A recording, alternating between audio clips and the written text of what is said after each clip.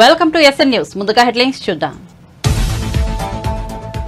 చంద్రబాబుకు ఓటేస్తే అనకొండ నోట్లో తలపెట్టినట్లేనన్న జగన్. 14 ఏళ్ల పాలనలో చంద్రబాబు ఒక్క హామీనైనా నెరవేర్చారా అని ప్రశ్న. పెన్షన్లు ఇంటికి రాకుండా చంద్రబాబు అడ్డుకున్నారని విమర్శ.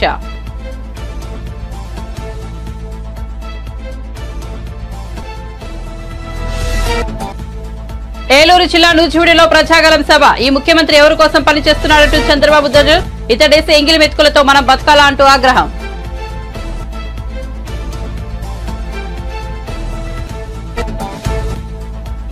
బాపట్ల జిల్లా రేపల్లెలో వారాహి విజయబేరి సభ. జనసేన కార్యకర్తల వల్లే తాను ఇన్నేళ్లు నిలబడగలనని పవన్ వెల్లడి. అడ్డగోలుగా దోచుకోవడం కుదరదు, ఇక్కడ పవన్ ఉన్నాడంటూ ఫైర్. ల్యాండ్ టైటిలింగ్ యాక్ట్ లో జగన్ కు లాభం కనిపించిందని విమర్శలు.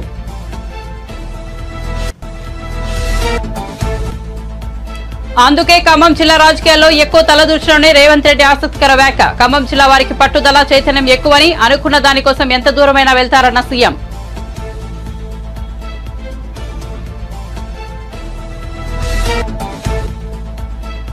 మహిళపై చేయి చేసుకున్న జీవన్ రెడ్డి వీడియోపై స్పందించిన కేటీఆర్. నిజామాబాద్ లోక్సభ నియోజకవర్గ పరిధిలో ఘటన. సోజ్ ఫస్ట్ చేసిన ట్వీట్ ను రీట్వీట్ చేసిన కేటీఆర్. కాంగ్రెస్ దురహంకారమని కేటీఆర్ ఆగ్రహం.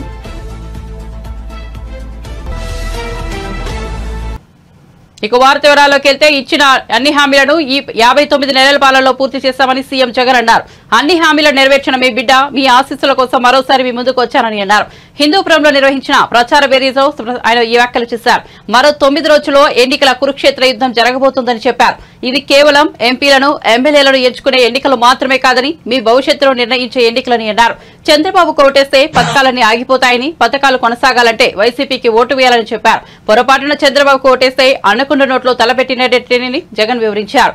చంద్రబాబుకు ఓటు వేస్తే చంద్రముఖి వల్లి నిద్రలేస్తుందని చెప్పారు. దేవుడి దయ, ప్రజల చెల్లని దీవెనలతో రాష్ట్రంలో ఎన్నడూ జరగని అభివృద్ధి చేసి చూపించామని అన్నారు.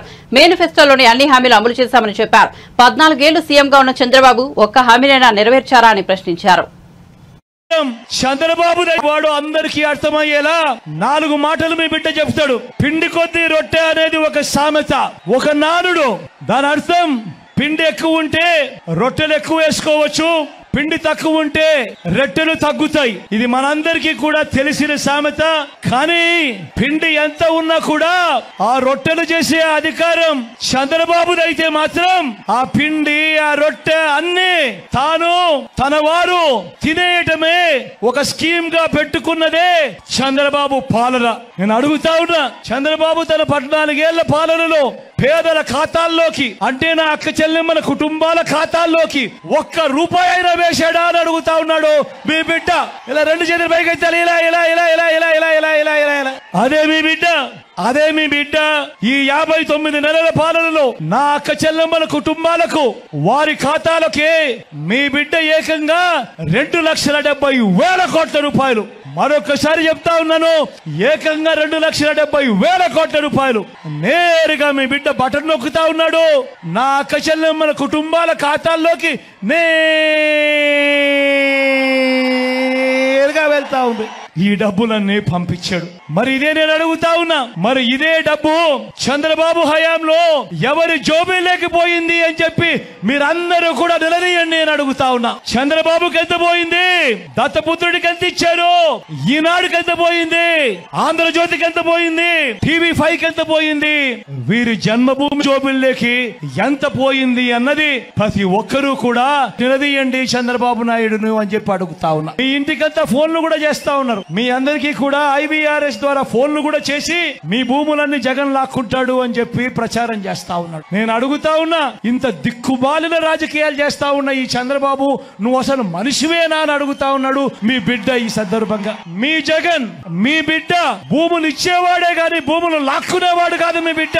అసలు చంద్రబాబు నేను అడుగుతా ఉన్నా, అయ్యా అసలు నీకు ల్యాండ్ టైటిలింగ్ యాక్ట్ అంటే ఏమిటో తెలుసా చంద్రబాబు అని అడుగుతా ఉన్నా. అసలు ల్యాండ్ టైటిలింగ్ యాక్ట్ అంటేనే దాని అర్థం ఏమిటి అంటే భూముల మీద సంపూర్ణ హక్కులు రైతన్నలకు ఎల్లవేళలా ఉండేట్టుగా ఒక యాక్ట్ చేయడమే, దాన్నే ల్యాండ్ టైటిలింగ్ యాక్ట్ అంటారు చంద్రబాబు. ఫస్ట్ అది తెలుసుకో అని అడుగుతా ఉన్నా. మళ్ళీ ఇప్పుడు వీళ్ళు ముగ్గురు కలిసి ఏం చెప్తా ఉన్నారు?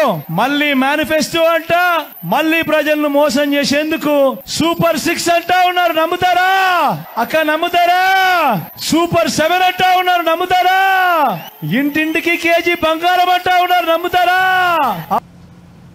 ఏలూరు జిల్లా నూజివీడు ప్రజాగలం సభలో టీడీపీ అధినేత చంద్రబాబు నాయుడు సీఎం జగన్ పై విమర్శనాస్త్రాలు సంధించారు. ఈ ముఖ్యమంత్రి ఎవరి కోసం పనిచేస్తున్నాడు, తన కోసం తాను పనిచేసుకుంటున్నాడు అంటూ ధ్వజమెత్తారు. ఈ ముఖ్యమంత్రి మాటలు కోటలు దాటుతాయి, చేతలు గడప కూడా దాటవని అన్నారు.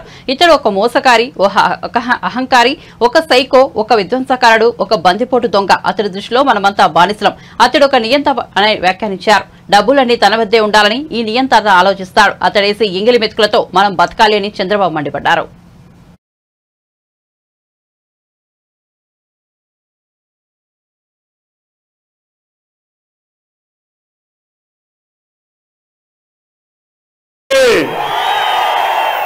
బ్రహ్మాండమైన మెజారిటీ గెలిపించాలని మీ అనుచారం. మీలో ప్రజాగళం కింద మిమ్మల్ని చేయనీకలు ఇంకొక పక్క మీ నాన్న ఇచ్చాడా, జగన్ నాన్న ఇచ్చాడా? మీకు రోషం రాలా, కోపం రాలా? వస్తే ఏం చేయాలి? దీన్ని చించి చిత్తుగా చేసి ఎక్కడ మారేయాలి? డస్ట్ వల్ల మారేయాలి. సిద్ధమా తమ్ముళ్ళు? మీరు అడుగుతున్నా, రెడీగా ఉన్నారా అని అడుగుతున్నా. రోషం వచ్చిందా లేదా మీకు?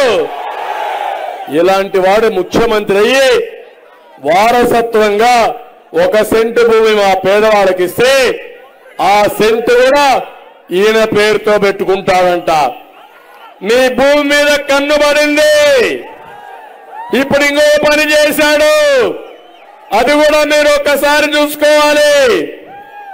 భవిష్యత్తులో ల్యాండ్ రికార్డ్స్ ఏముండవు, అడంగల్ లేదు, 10-1 లేదు, పట్టాదారు పాస్ పుస్తకం లేదు. కడాన ఒక జిరాక్స్ కాపీ ఇస్తా అంట ముడ్డి తుడుచుకోవడానికి.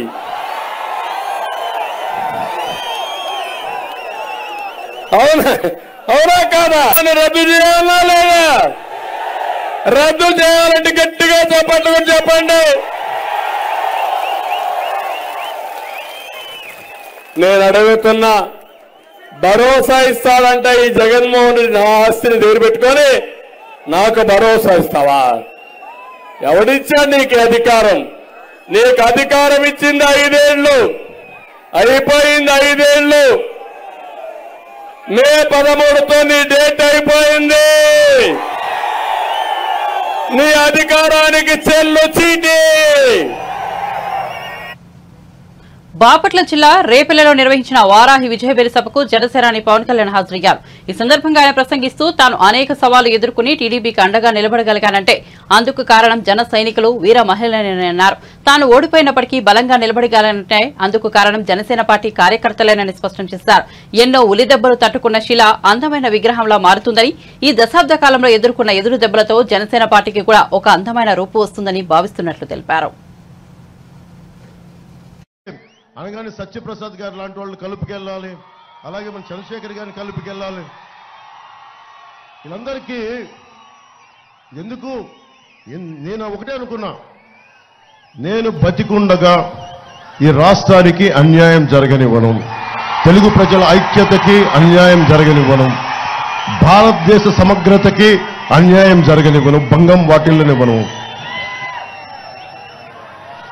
పొలాల్లో నిలిచిపోయిన డ్రైన్లు పారుదల గాక కుళ్ళిపోతా ఉంది. ఇక్కడ ఒక్క మన రేపల్లె సమస్య కాదు, ఏ మూలకెళ్ళిన ఇదే సమస్య. మనకి ముఖ్యంగా అరవపల్లి, ఉప్పూడి పరిసరాల డ్రైన్లు, వాటిని మీరు చూడండి. అక్కడ వెళ్ళి చూస్తే గుర్రపు డెక్క, నాచు, ప్లాస్టిక్, రకరకాల నానా వ్యర్థాలతో నిండిపోయింది. ఎవరు బాధ్యత తీసుకుంటారు? ఎవరు మాట్లాడతారు? మనకి బాధ్యత గల నాయకులు కావాలి. కూర్చున్న ఎమ్మెల్యేలు తెలంగాణ నుంచి, కర్ణాటక నుంచి ఇళ్లకొచ్చి ప్యాకాట క్లబ్లు నడిపించడం తప్ప వీళ్ళకి డ్రైన్లు పొడ్చాలని, డ్రైన్లు శుద్ధి చేయాలని బాధ్యత లేదు వీళ్ళకి. ఎంత దారుణంగా ఉంది పరిస్థితి. అరే, అన్నం పెట్టే రైతుకి అండగా లేని కాడికి ఎందుకు? మరి చుట్టుపక్కల మన జీవనదులు బోల్డన్ ఉన్నాయి, మనకి ఇన్ని పంట కాలువలు ఉన్నాయి, ఇన్ని ఇరిగేషన్ ప్రాజెక్టులు ఉన్నాయి, ఇంకా తాగునీటికి సమస్య ఉంది. ఏ నియోజకవర్గంకి వెళ్ళు తాగునీటి సమస్య.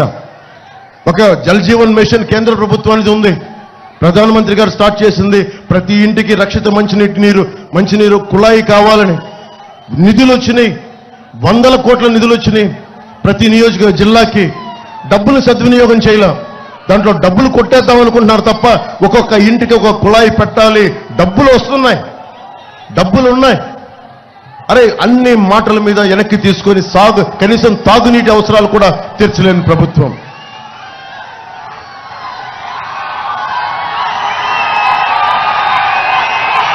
రేపల్లె ఒక సముద్ర తీరం ప్రాంతం ఎంత గొప్పగా డెవలప్ చేయొచ్చు, ఎంత గొప్ప పర్యాటక కేంద్రంగా తయారు చేయొచ్చు. కానీ ఇది పేకాటకి కేర్ ఆఫ్ అడ్రస్గా అయిపోయింది. పేకాటకి యువతకి మనం ఏం చెప్తాం? పేకాటక. అటు మనం గుడివాడికి వెళ్తే పేకాట క్లబ్లు, బందర్కి వెళ్తే పేకాట క్లబ్లు, అటు ఉత్తరాంధ్ర వెళ్తే పేకాట క్లబ్లు, మట్టి మాఫియాలు, దోపిడీలు, దాడులు తప్ప ఒక్క అభివృద్ధి లేదు. మాట్లాడదామంటే భయపెడతారు, నోరు తెరుద్దామంటే గొంతులోకేద్దాం ఉంటారు. అరే బలంగా అంటే అందరినీ మనకి విచ్ఛిన్నం చేద్దామని. మనం భయపడితే సమాజంలో అభివృద్ధి రాదు. నేను మీకు ధైర్యం ఇవ్వడానికి వచ్చాను. మీ ప్రాణానికి నా ప్రాణం అడ్డు. అభివృద్ధి జరగాలి.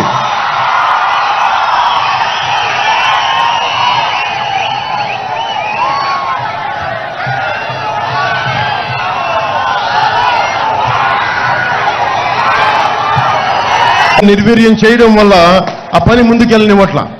అలాగే మనం కూర్చోబెట్టి స్వభావం రీత్యా ఇది ఇసుక నేల, డ్రైనేజ్ మురికి నీరు బయటికి రావడం వల్ల అస్తవ్యస్తంగా అయిపోద్ది. దీని గురించి మాట్లాడేవాడెవడు? పేకాట క్లబ్ల మీద ఉన్న జోరు హుషారు ప్రజా సమస్యల మీద, తాగునీటి సమస్యల మీద లేదు. ఇందాక చెప్పినట్టుగా land titling act, land grabbing act, అది జగన్ ల్యాండ్ గ్రాబింగ్ యాక్ట్. అది ముందేం చేశాడు? ఖమ్మం జిల్లా వారికి పట్టుదల చైతన్యం ఎక్కువని, అనుకున్న దానికోసం ఎంత దూరమైనా వెళ్తారని, అందుకే తాను ఖమ్మం జిల్లా రాజకీయాల్లో ఎక్కువగా తలదూర్చునని ముఖ్యమంత్రి రేవంత్ రెడ్డి ఆసక్తికర వ్యాఖ్యలు చేశారు. శనివారం ఖమ్మంలో నిర్వహించిన కాంగ్రెస్ జనదీర్ఘ సభలో ఆయన పాల్గొన్నారు. ఈ సందర్భంగా మాట్లాడుతూ ఖమ్మం జిల్లా ప్రజలపై ఉప ముఖ్యమంత్రి బట్టి విక్రమార్కపై ప్రశంసలు కురిపించారు. ఉమ్మడి ఖమ్మం జిల్లా పోరాటం, చైతన్యం, పట్టుదల మిగతా తెలంగాణ ప్రాంతానికి ఆదర్శం. మా మిత్రుడు బట్టి విక్రమార్క అప్పుడప్పుడు నవ్వుతూ అంటుంటూ, అయ్యా నాయన ఎవరితోనైనా పెట్టుకోవచ్చు కానీ మీ ఖమ్మం జిల్లా వాళ్ళతో పెట్టుకోవద్దు అంటున్నాను. ఎందుకంటే మీరు అనుకున్న దానికోసం ఎంత దూరమైనా వెళ్లి కొడతానని పేర్కొన్నారు. ఖమ్మంలో 100 మీటర్ల గోతి తీసి పాతి పెట్టింది ఈ ఖమ్మం జిల్లా అని నేను చెప్పదలుచుకున్నా. అందుకే మిత్రులారా, మీ చైతన్యం, మీ పోరాటం, మీ పట్టుదల మిగతా తెలంగాణ ప్రాంతానికి ఆదర్శం. మా మిత్రుడు బట్టి విక్రమార్క గారితో నేను అప్పుడప్పుడు అంటుంటా, నవ్వుకుంటా, అయ్యా నాయన ఎవరితోనైనా పెట్టుకోవచ్చు కానీ మీ ఖమ్మం జిల్లా వాళ్ళతో పెట్టుకోవద్దు.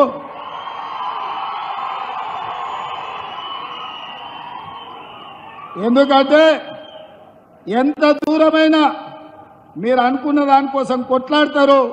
అందుకే నేను ఎప్పుడు కూడా ఖమ్మం జిల్లా రాజకీయాలలో ఎక్కువ తల దూర్చకుండా దగ్గరగా ఉన్నట్టే ఉండి దూరంగా ఉండి నమస్కారం పెడుతుంటాను. ఆనాడు వైఎస్ రాజశేఖర రెడ్డి గారు ముఖ్యమంత్రిగా ఉన్నప్పుడు కూడా ఢిల్లీ పెద్దలు చెప్పిండ్రు, ఉమ్మడి రాష్ట్రంలో 23 జిల్లాలు ఉంటే నువ్వు 22 జిల్లాలకే ముఖ్యమంత్రివి, ఖమ్మం జిల్లాలో మాత్రం ప్రతి కాంగ్రెస్ పార్టీ కార్యకర్త ఒక ముఖ్యమంత్రి ఉంటాడు, వాళ్ళ సమస్యల మీద వాళ్ళే కొట్లాడుకుంటారు, వాళ్ళకు వాళ్ళే నాయకత్వం వహించుకుంటారు, వాళ్ళకు వాళ్ళే పార్టీని గెలిపించుకుంటారు. మనం వాళ్ళకు సహకరించాలి తప్ప మనం వాళ్ళ విషయంలో ఎక్కువ కలగజేసుకోవద్దని ఆనాడు వైఎస్ రాజశేఖర రెడ్డి గారికి చెప్పింది ఈనాటికి నాకు గుర్తుంది. ఎందుకంటే నేను ఒకసారి కాంగ్రెస్లో చేరిన తర్వాత ఢిల్లీలో పెద్దల్ని అహ్మద్ పటేల్ గారిని కలవడానికి పోయినప్పుడు నాకు ఈ విషయాన్ని గుర్తు చేసింది. అందుకే మిత్రులారా, ఈ ఖమ్మం జిల్లా చైతన్యవంతమైన జిల్లా, ఈ ఖమ్మం జిల్లా దేశ రాజకీయాలకు ఒక దిక్సూచి, రాబోయే మార్పును, జరగబోయే పరిణామాలను ముందుగానే గుర్తించి ఈ దేశ ప్రజలకు ఏది మంచిదో ఆ రకమైన నిర్ణయం చేయడంలో మీరందరూ కూడా దిట్ట. అందుకే మిత్రులారా, నిన్నగాక మొన్న చంద్రశేఖరరావు వచ్చిపోయింది మీ దగ్గరికి. ఆయన పాపం నామ నాగేశ్వరరావు గారిని బకర చేయడానికి, ఆయన చెవులో పువ్వు పెట్టడానికి ఆయన చెప్తున్నాడు వచ్చేది సంకీర్ణమే, సంకీర్ణంలో నామ నాగేశ్వరరావు గారిని మంత్రిని చేస్తాను. నేను అడుగుతున్న ఏ సంకీర్ణంలో చేరుతావు? మా కాంగ్రెస్ పార్టీ ఆ ఇంటి మీద కాకిని ఇంటి మీద కూడా వాళ్ళనియదు. మా కార్యకర్తలు ఊరుకోరు. టిఆర్ఎస్ కాకి కాంగ్రెస్ ఇంటి మీద వాళ్తే అక్కడికక్కడనే మా కార్యకర్తలు కాల్ చేస్తారు. ఇక మిగిలింది బీజేపీ కదా, నువ్వు చేరబోయేది బీజేపీలనే కదా చంద్రశేఖరరావు. మేము అదే కదా చెప్పింది, మొదటి నుంచి మేము చెప్తున్నది, మొదటి నుంచి నువ్వు ఆచరిస్తున్నది. 2014 నుంచి 2023 వరకు 9.5 సంవత్సరాలు చంద్రశేఖరరావు రైతు వ్యతిరేక నల్ల చట్టాలు వచ్చినప్పుడు, నోట్ల రద్దు చేసినప్పుడు, జిఎస్టీ బిల్లును తీసుకొచ్చినప్పుడు, ట్రిపుల్ తలాక్ చట్టాన్ని చేసినప్పుడు, సిటిజన్ అమెండ్మెంట్ యాక్ట్ను పొందుపరిచినప్పుడు, యూనిఫామ్ సివిల్ కోడ్ తెచ్చినప్పుడు, ప్రతి సందర్భంలో ఇక్కడ కారు గుర్తు మీద ఓటు వేయించుకొని ఢిల్లీలో కమలం గుర్తుకు తాకట్టు పెట్టిన చరిత్ర చంద్రశేఖరరావుది. నిజామాబాద్ లోక్సభ నియోజకవర్గం కాంగ్రెస్ అభ్యర్థి ఓ మహిళపై చేసుకున్న ఘటనపై బీఆర్ఎస్ వర్కింగ్ ప్రెసిడెంట్ కేటీఆర్ మరోసారి స్పందించారు. ఎన్నికల ప్రచారంలో భాగంగా ఓ ఉపాధి కూలీ మహిళ బీజేపీ అభ్యర్థికి ఓటు వేస్తానని చెప్పడంతో జీవన్ రెడ్డి ఆమె చెంపపై కొట్టారు. ఇది నెట్టింట వైరల్ గా మారింది. మహిళ చెంపపై కొట్టడం దుర్మార్గపు చర్య అని కేటీఆర్ మండిపడ్డారు. కాంగ్రెస్ దురహంకారమని విమర్శించారు. ఈ ఘటనకు సంబంధించిన వీడియోను కేటీఆర్ రీట్వీట్ చేశారు. సౌత్ ఫస్ట్ చేసిన ట్వీట్ ను బీఆర్ఎస్ నేత రీట్వీట్ చేశారు. నిజామాబాద్ నుంచి ఓ మహిళ ఈ వీడియో వెలుగు చూస్తుంది. కాంగ్రెస్ ఎంపీ అభ్యర్థి జీవన్ రెడ్డి ఓ వృద్ధురాలి చెంపపై కొట్టాడు. కొన్ని రోజులుగా పెన్షన్ రాకపోవడంతో ఓ మహిళ తన వద్దకు వచ్చి కాంగ్రెస్ నేతలను ప్రశ్నించారు. అయితే ఆమె అతనిని గుర్తించలేదు. తనను వినయ్ రెడ్డి అని పిలవడంతో జీవన్ రెడ్డి ఆమెను కొట్టాడని ఈ ట్వీట్ పేర్కొంది.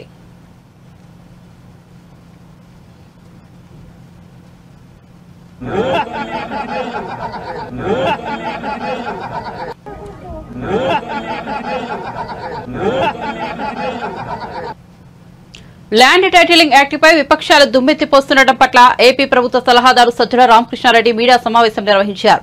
ల్యాండ్ టైటిలింగ్ యాక్ట్పై తప్పుడు ప్రచారం చేస్తున్నారని మండిపడ్డారు. ఇలాంటి చట్టం రావడం భూ కబ్జాలు చేసే వారికి ఇష్టం ఉండదని అన్నారు. ఇది భూములను రక్షించే చట్టం అయితే ల్యాండ్ గ్రాబింగ్ యాక్ట్ అంటున్నారని విమర్శించారు. 14 ఏళ్లు సీఎంగా ఉన్న చంద్రబాబు వంటి వ్యక్తి ఇలా మాట్లాడొచ్చా అని సజ్జల ఆగ్రహం వ్యక్తం చేశారు. నువ్వు ఎలాగో ఇలాంటి చట్టాలు తీసుకురాలో, ఎవరైనా తీసుకొస్తే నువ్వు హర్షించవు. నీ విషపూరితమైన ఆలోచనతో, నీకున్న పచ్చ మీడియా బలంతో, ఇలాంటి ప్రచారాలు చేయగలిగిన శక్తుల అండతో దీన్ని ల్యాండ్ గ్రాబింగ్ అని దుష్ప్రచారం సాగిస్తున్నావంటూ చంద్రబాబుపై ధ్వజమెత్తారు.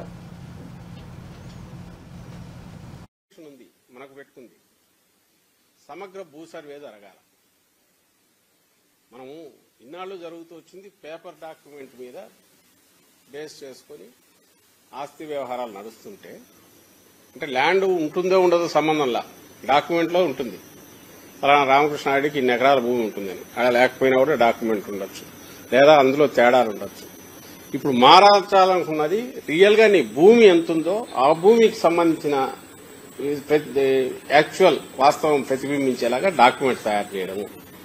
అంటే ఇన్స్టెడ్ ఆఫ్ పేపర్ నుంచి భూమి మీదకి పోయేది అది ఎప్పుడు వివాదాలు సృష్టిస్తుంది.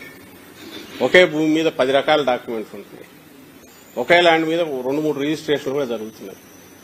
ఈ దీని కాకుండా వన్స్ ఫర్ ఆల్ నీ భూమి, నీ ఆస్తి, ఇమ్మూవబుల్ ప్రాపర్టీ ఏది ఉంటే దానికి సంబంధించినంతవరకు అది అపార్ట్మెంట్ కావచ్చు, ఇంకోటి కావచ్చు, ఇంటి స్థలం కావచ్చు, భూమి కావచ్చు, దీనికి సంబంధించినది వాస్తవమైన దీని నుంచి డాక్యుమెంట్ తయారవుతుంది. ఇది పెద్ద ఒక రెవల్యూషనరీ ఎఫర్ట్, రెవల్యూషనరీ ట్రాన్స్ఫార్మేషన్. ఇది ఏం ఓవర్ నైట్ ఎందుకు అవుతుంది? టైం పడుతుంది. పట్టడానికి ముందు సర్వే, సమగ్ర సర్వే జరగాల. ఆ యాక్టివిటీ ఇప్పుడు నడుస్తోంది. అసలు నాకు అర్థం కాదు ఏదంటే, ఇప్పుడు వీళ్ళు అంటున్న ఏ ఆరోపణలు చేస్తుంటారు. ఈ రోజు కూడా అన్యాయం అనేవి చేశారు. అసలు రైతులు ఏడంట, ఎవడో సాంబశివుడు అని ఎవడో ఇంకోటి ఎవడో చెప్పి ఈనాడు బ్యానర్ స్టోర్ రాశారు. లేని రైతు, అసలు రైతు లేడు, భూమి లేదు, అసలు జరిగింది వాస్తవం కాదు, ఏమీ లేదు, ఒక కథ కల్పిత కథ రాసేసి జనం మీద వదిలేశారు. కేవలం సర్క్యులేషన్ ఉంది కదా అని చెప్పి నమ్ముతారు. అక్షరం అంటే ఇప్పటికే గౌరవం ఉంటుంది, వాస్తవం ఉంటుంది అని అనుకుంటారు కాబట్టి నమ్ముతారు. వేసి రాసి పడేశాడు జనం మీద. ఇక్కడ కూడా అంతే. మిగిలిన వీళ్ళ ప్రచారం ఇది కాక IVRS కాల్స్ రకరకాలు ఇది పెడుతున్నారు. రోజు ఆరోపణలు, ల్యాండ్ గ్రాబింగ్ అంటాడు.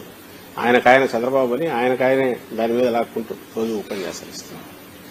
నిజంగా ల్యాండ్ గ్రాబింగ్ అనేది ఎప్పుడు జరిగిందంటే 14-19 మధ్య టీడీపీ హయాంలో జరిగింది. దానికి చెక్ పెట్టడానికి ఇప్పుడు జగన్మోహన్ రెడ్డి గారికి తీసుకొస్తున్నారు. మీకు గుర్తుందా? బాగా మీకు గుర్తుందా? వెబ్ల్యాండ్ అని తెచ్చినప్పుడు, వెబ్ల్యాండ్ అనేది తెచ్చి డిజిటలైజేషన్ చేస్తున్నామని మొదలుపెట్టిన దాంట్లో కింద పేర్లు మార్చి, పేరు ఒక రైతుది ఒక పేరు ఉంటే ఆ పేరు తీసేసి ఇంకో పేరు పెట్టి చేసుకుని తమకున్న అధికార బలంతోనో లేక రాజకీయ బలంతోనో కండ బలంతోనో ధన బలంతోనో దాని మీద డాక్యుమెంట్ చేసుకుని సేల్ చేసేసి రిజిస్టర్ చేసేసి డబ్బులు తీసుకుని కూడా ఇస్తే 1000 ఎకరాలు ఈ రోజుకు డిస్ప్యూట్ రిజాల్వ్ కాల. తెలియదా? అందరికీ ప్రజలకు తెలియదా? రైతులకు తెలియదా?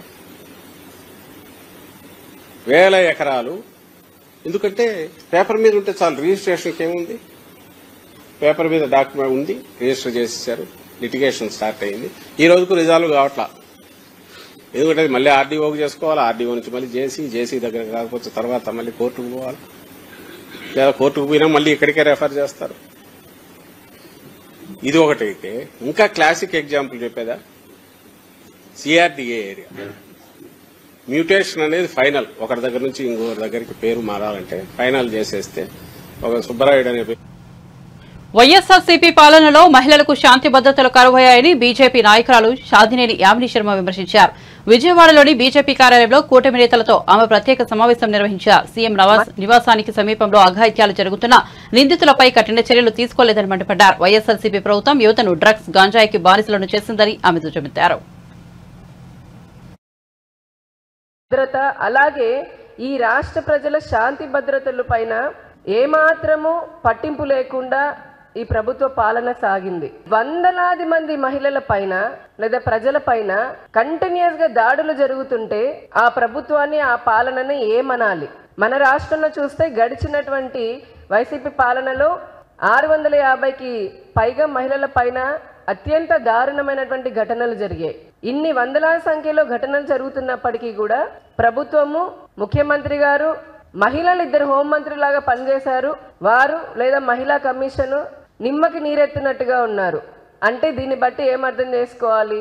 మనకు అర్థం కావట్లేదు. ఈ ప్రభుత్వము అసమర్థ పాలన, అసమర్థ ప్రభుత్వము, చేతగాని ప్రభుత్వము, ఏమాత్రము బాధ్యత లేనటువంటి ప్రభుత్వము, నిర్లక్ష్యంతో కూడినటువంటి ప్రభుత్వం అని చెప్పని మనకు తెలుస్తూ ఉంది. 2019 నుంచి 21 వరకు ఉన్నటువంటి మనం NCRB రిపోర్ట్ తీస్తే గనక అక్షరాల 22,278 మహిళలు, దాంట్లో 7,920 మంది బాలికలు, వారందరూ మిస్సింగ్ అయిపోయారు. మిస్సింగ్ అంటే కనపడట్లేదు ఈ రాష్ట్రంలో. అప్పుడప్పుడు వచ్చి డీజీపీ లేదా కొంతమంది ఎస్పీలు వచ్చి మాట్లాడతారు, మా రాష్ట్రంలో మా పోలీసు వ్యవస్థ బాగా భద్రతనిస్తుందని. మేము ప్రశ్నిస్తున్నాం, పదే అడిగాము శ్వేతపత్రం రిలీజ్ చేయమని. కానీ ఇంతవరకైనా సరైన లెక్కలు చెప్పారా? ఆ 22,000 మంది పేర్లు వీళ్ళు, లేదా అందులో ఎంతమంది తిరిగి తెచ్చాము?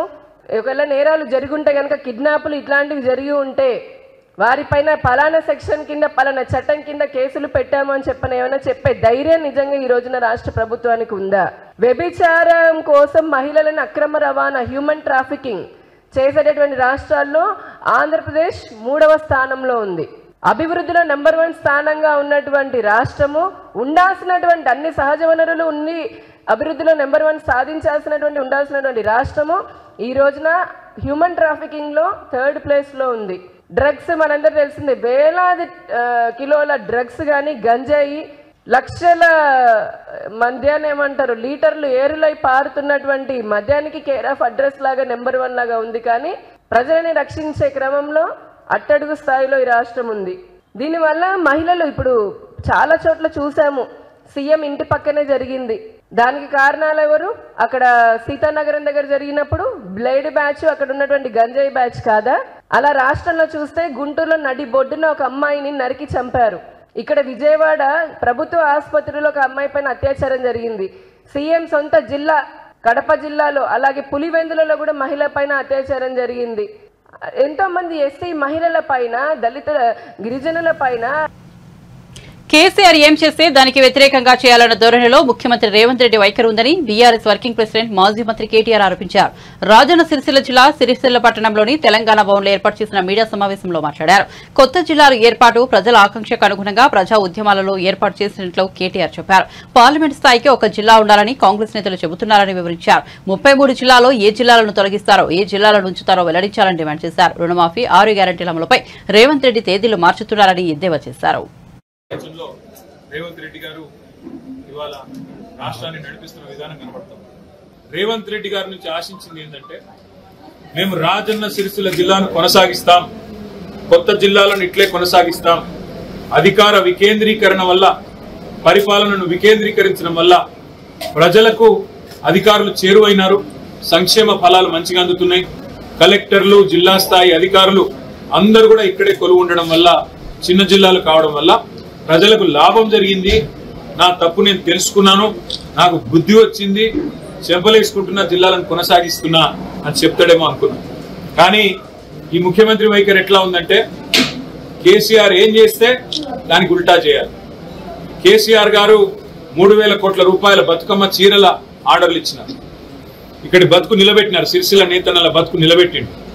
నెలకు 15-20 రూపాయలు సంపాదించుకునే విధంగా గౌరవప్రదంగా జీవించే విధంగా సిరిసిల్ల నేతన్నలకు ఒక గౌరవాన్ని ఇచ్చింది కేసీఆర్ ప్రభుత్వం. జిల్లా ప్రజలకు కాంగ్రెస్ పార్టీ స్పష్టత ఇయ్యాలి. అసలు రాజన్న సిరిసిల్ల జిల్లాను కొనసాగిస్తారా, తీసేస్తారా? 33 జిల్లాల్లో 17 జిల్లాలనే చేయదలుచుకుంటే ఏ 16 జిల్లాలు మీరు తీసేస్తారు? నాగర్ కర్నూలు పార్లమెంట్ లో 3 జిల్లాలు ఉన్నాయి. నాగర్ కర్నూలు జిల్లా ఉంది, వనపర్తి జిల్లా ఉంది, అదేవిధంగా గద్వాల జిల్లా ఉంది. మరి దేన్ని ఉంచుతారు, దేన్ని తీసేస్తారో తేడతెల్లం చేయాలి ముఖ్యమంత్రి రేవంత్ రెడ్డి, ఆయన కాంగ్రెస్ పార్టీ వాళ్ళు నేను డిమాండ్ చేస్తా ఉన్నా.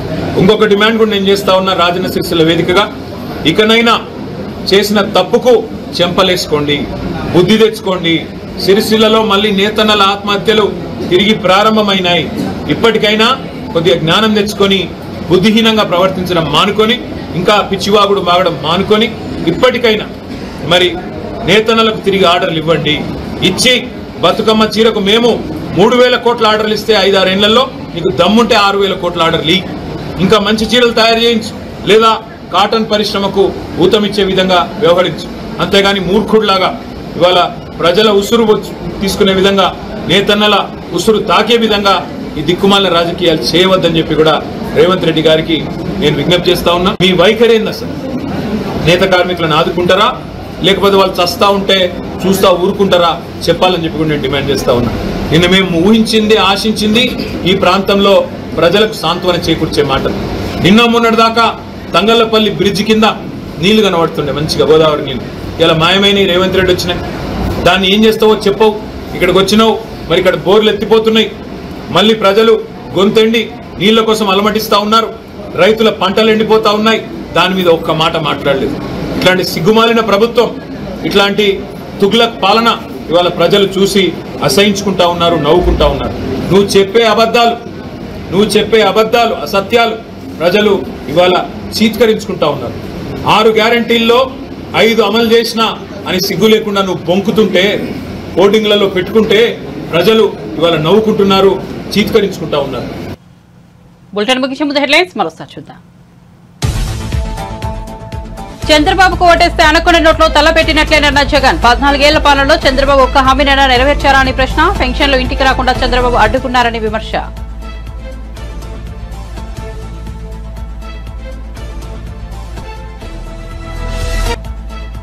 ఏలూరు జిల్లా నూజివీడులో ప్రజాగలం సభ. ఈ ముఖ్యమంత్రి ఎవరి కోసం పనిచేస్తున్నాడంటూ చంద్రబాబు ధృతం. ఇతడేసే ఎంగిలి వెతుకులతో మనం బతకాలా అంటూ ఆగ్రహం.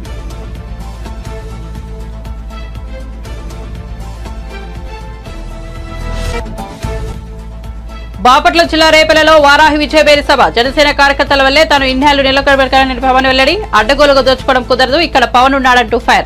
ల్యాండ్ టైటిలింగ్ యాక్ట్ లో జగన్ కు లాభం కనిపించిందని విమర్శలు.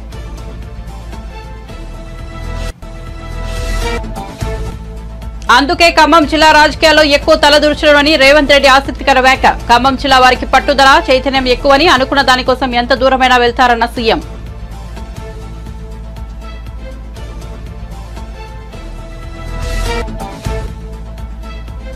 మహిళపై చేయి చేసుకున్న జీవన్ రెడ్డి వీడియోపై స్పందించిన కేటీఆర్. నిజామాబాద్ లోక్సభ నియోజకవర్గ పరిధిలో ఘటన. సోర్స్ ఫస్ట్ చేసిన ట్వీట్ రీట్వీట్ చేసిన కేటీఆర్. కాంగ్రెస్ దురహంకారమని కేటీఆర్ ఆగ్రహం. మరిన్ని అప్డేట్స్ కోసం చూస్తూనే ఉండండి SN న్యూస్.